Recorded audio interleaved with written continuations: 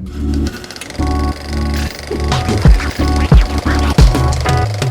one of the episodes, you were talking about polyamory, and you mentioned that like all the guests that you were sitting there, they were all monogamous, and some of them were more open. One of them was talking about cheating and advocating for cheating, and we're all just sitting there like, he didn't want his wife knowing about it though. He's on this podcast. He even wanted us to take it down. He didn't want it out. But I had to disguise his voice, so like he became okay with it. He was so scared in the end that his wife would find out. I mean, so he's willing to advocate for cheating in private conversation, but then doesn't want it to be associated with his name. That is fascinating. But I don't think his wife would know it was him because his voice was. I just changed his voice, so yeah. But I told him to own it. I mean, he had to just try to have a conversation with his partner. They don't do that here. Right. They don't do that here. Yeah. So. Honestly, so I'm polyamorous. And so when I was listening to that conversation, I was like, I'm the friend that you need. Tag me in. I want to talk about this with you. I saw your reply on my tweet about polyamory. Yeah, I couldn't wait to hear more about that. I mean. Yeah, absolutely. Because I've been polyamorous, like officially for about 7 years now. 7 years, wow. Yeah, and before that, I thought I was monogamous, but I've known I was bisexual since I was 12. So I thought that, like, as a teenager and like as a young, like in my early 20s, I thought, okay, so I need to find a boyfriend who's willing to have threesomes so that I can like hook up with other girls, but it's not cheating because he approves, right? Yeah. And then as I got older and realized that ethical non-monogamy is an option, I was like, oh wait, I can actually just date this other person. I don't have to like actually like. It's fine. I mean, so much better. I think so. Most of us grew up thinking we were monogamous. I mean, most of us out here, people don't know that polyamory is an option. Right. They don't know that it's an option, or they don't think it's practical. They haven't met people who are making it work. So it's not an option to them. Unless like they meet people who are like, okay, I'm doing this. And I mean, we are figuring it out. I think it'll be hard for them. So when I made that tweet, one lady talked about being in a polycule, and then you should have seen the react. It was like people were shocked, and they were making it look like it was too odd that she was doing something like that. Yeah. Out here, it's like it's odd. I mean, I talk about being. I love other relationship dynamics. So like they make it look like I just make things up, or I'm just like I don't know what I'm talking about. I mean, so it's great to meet someone who is polyamorous.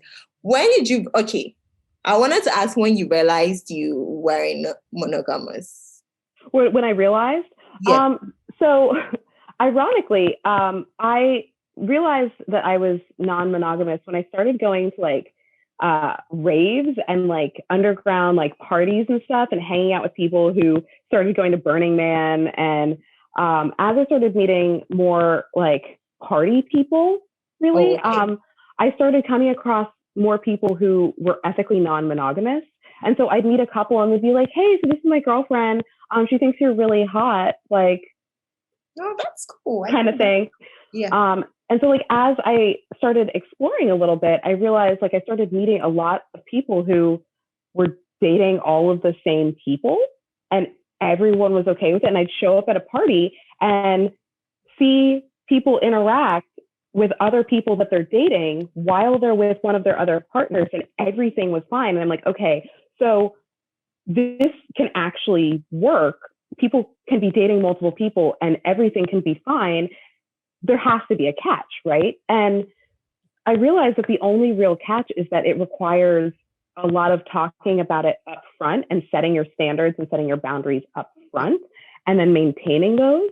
And also just dealing with your own insecurities, because your insecurities are what's causing jealousy. And if you can handle your own insecurities and handle your own jealousy, you can have those communications with your partners and say, hey, I feel like my needs aren't being met in this relationship, or like, I feel like you're spending too much time with someone else. Could you maybe like, could we maybe have like a dedicated date night or something like that? So you can actually express your needs. So once I realized that, oh shit, this can actually work, I started dipping my toes in and was like, oh, this actually works. And then I never went back. Work. It works. I mean, it can be cool. And I wish for people to explore it at least, instead of like doing it behind your partner's back. Right. You just explore it with your partner and just make it work. Right. Because I've been cheated on and I fucking hated it. And I never. Yeah, it's disloyalty. I feel like it's very disrespectful. I mean, let's just talk about it. Mm-hmm. Yeah, very disrespectful. It's super disrespectful. It's also a huge breach of trust. And exactly. So you have a situation where you can come back from it, but rebuilding that trust takes so much time, effort, and energy. And there's always this like crack that it might not ever go away, right? Yeah. Where if you just tell your partner on the first date, you're going out with someone, hey, by the way, I have other partners. I'm in romantic and like sexual relationships with other people. I'm not breaking up with a single one of those people for you specifically. If you're okay with that, we can proceed. If not, then we can just be friends. Yeah. Because definitely people might be down for it. You don't just pretend to be into monogamy and then deceive them in the end. I feel like it's very wrong. So that's what I do with my relationships. I'm always like, we need to talk about it. If you want to see other people, we need to talk about it. If we just need to communicate. Because if I can't do it, I'll leave.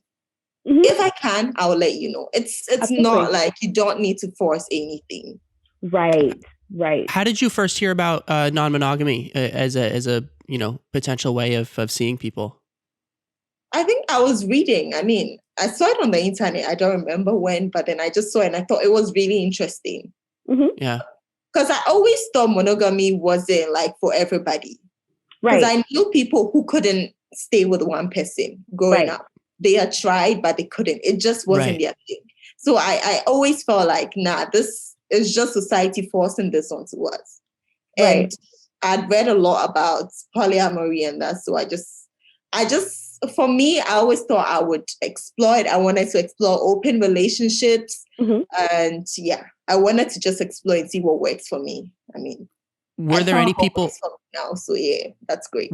Were there any people in your life that you were able to talk to them about these kinds of things? Or was it something you were just kind of learning about on the internet and then you started trying to emulate it in your life with your partners at the time? I think, so when I was years ago, I was dating somebody who introduced me to something like that. He wanted us to do everything together. He would tell me that he wouldn't want me to sleep with other people at his back. But then if I meet anyone and I wanted to see them, we had to do it together. He was open to swinging, everything, but then not like, so that was like a first introduction to non-monogamy. I mean, and I thought it was cool. We tried it and it wasn't bad. I mean, so, I have a question about that. Was he one of those guys that has a one penis policy? Pardon? Does he have a one penis policy where he's the only penis you're allowed to interact with? Or was like you can only sleep with other girls, or was he cool with sleeping with other guys or interacting with other guys? He was cool with other guys. He just wanted to be present. He wanted to be involved. Yes. He just didn't want you doing it behind him. Perfect. So, Let's not be straight phobic here. I mean, just because somebody is only interested in women doesn't make them a bad person.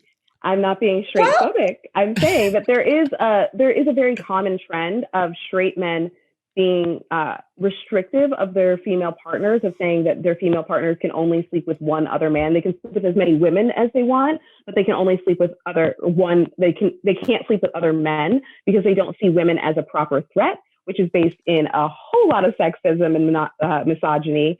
But like, that's why I asked, like, was he actually okay with you sleeping with other men? He was, but I've had a partner who wasn't okay with other men. he would tell me that he would feel weird being in a room with another naked man. I don't know whether, I feel like he might feel, some men would feel intimidated, or they would be insecure, wondering if the other man will do you better than they will. Right. So that's right. That's what I think. I mean, I think honestly, that makes sense. I don't think you're wrong.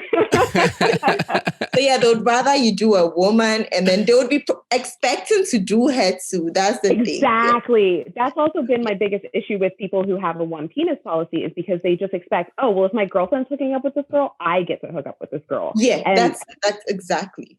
That's not how it works. No. As someone who has been on both sides of that, nah. Thanks for checking out this clip from our show. To watch more clips or full episodes, click on our profile below. If you want to stay up to date on all of our new episodes and videos, click subscribe. And if you have any ideas for future guests or topics that you would like to see us cover on the show, leave us a message in the comments or connect with us on any of our social media channels at Funtime Program. Or on our website at funtimeprogram.com. We'll see you in the next one. Bye-bye.